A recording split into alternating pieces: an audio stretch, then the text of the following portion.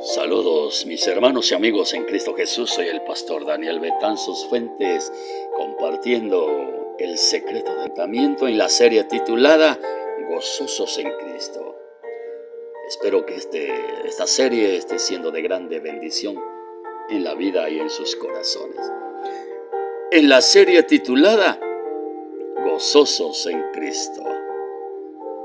Seguimos adelante con el punto del tema, el secreto del contentamiento. Filipenses capítulo 4, verso 10 al 23. Estamos compartiendo acerca de Pablo nombra 3 recursos espirituales maravillosos que nos hacen competentes para la vida cristiana y nos dan contentamiento.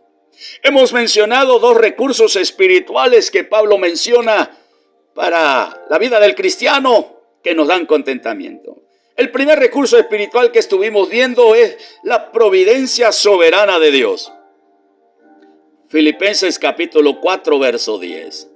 La providencia de Dios simplemente quiere decir Dios ve y prepara las cosas de antemano. El segundo recurso espiritual para una vida de contentamiento cristiana es el poder infalible de Dios. Filipenses 4, verso 11 al 13. Qué maravilloso es poder entender esto. La palabra de Dios dice, Pablo decía, estoy listo para todos a través de la fuerza de aquel que vive en mí. Puedo hacer todo lo que Dios me pide con la ayuda de Cristo, quien me da fuerza y poder. En la traducción libre, decía lo siguiente: tengo suficiencia propia, siempre y cuando me apropie de la suficiencia de Cristo. La providencia soberana de Dios y su poder infalible son 2 recursos espirituales, de los cuales podemos depender para las tareas de la vida. Mas hay un tercer recurso. El siguiente recurso espiritual que Pablo hace mención para una vida cristiana de contentamiento es el siguiente: la promesa inmutable de Dios. Filipenses 4, verso 14 al 20. Pablo agradece a la iglesia en Filipo su regalo generoso. Compara su dádiva con 3 cosas conocidas. Un árbol que florece. Verso 10. La palabra revivido lleva la idea en sí de una planta, un árbol que está floreciendo. A menudo pasamos por inviernos en nuestra vida espiritual, pero entonces llega la primavera y hay una nueva vida y bendición. Para que esto suceda, no es necesario que el árbol sea arrancado y cambiado a otro lugar, ni que las circunstancias cambien. La diferencia está en la nueva vida interior. En segundo lugar, una inversión. Verso 14 al 17. Pablo consideró la dádiva misionera de los filipenses como una inversión que les pagaría grandes dividendos espirituales. La palabra participar significa comunión. Esta iglesia tenía un sistema excelente de dar y recibir. La iglesia dio cosas materiales a Pablo y recibió bendiciones espirituales de Dios. ¡Qué maravilloso! El Señor lleva las cuentas y nunca fallará en pagar un solo dividendo espiritual. La iglesia que falla en compartir materialmente con otros es una iglesia pobre, en verdad. Y número 3, un sacrificio. Verso 18. Pablo consideró la dádiva de los filipenses como un sacrificio espiritual sobre el altar para la gloria de Dios. Hay también sacrificios espirituales en la vida cristiana. Vea usted 1 de Pedro, capítulo 2, verso 5.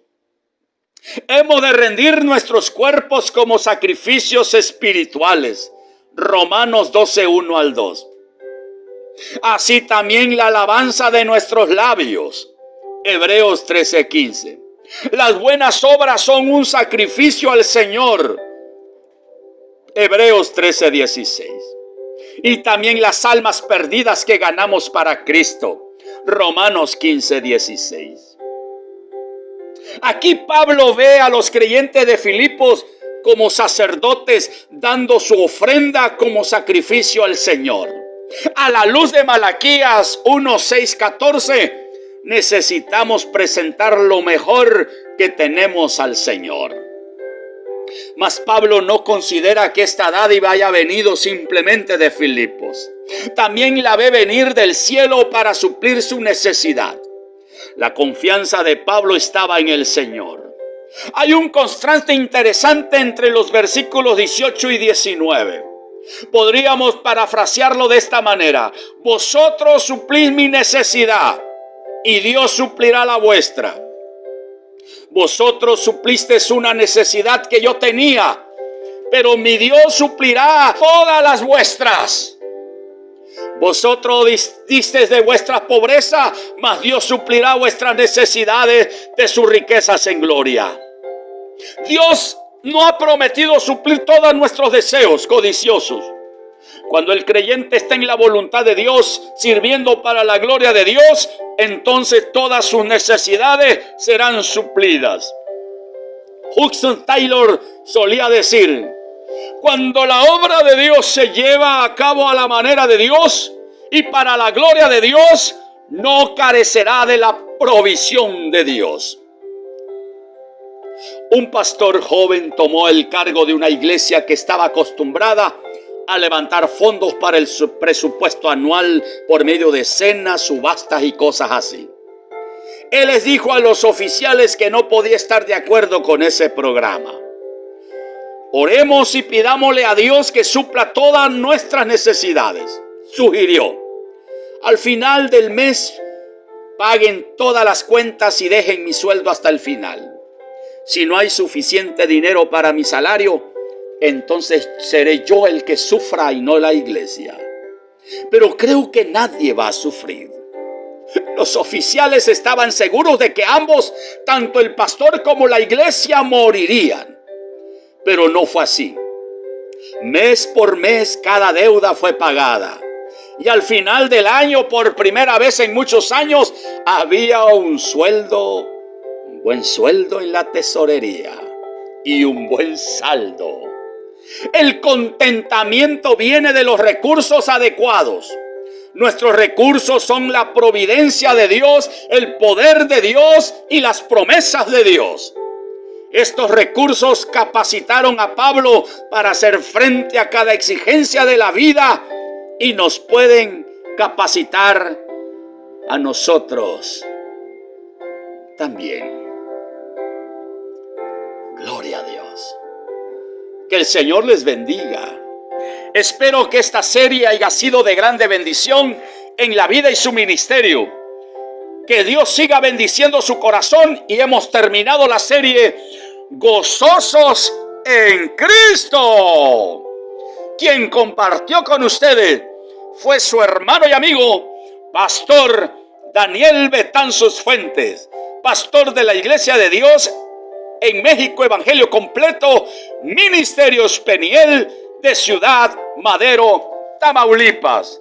Fue una grande bendición haber estado en su vida y haber compartido la hermosa palabra de Jesucristo. Deseo con toda mi alma y con todo mi corazón que esta palabra haya llegado a buena tierra. Bendiciones, que el Señor les bendiga grande y poderosamente.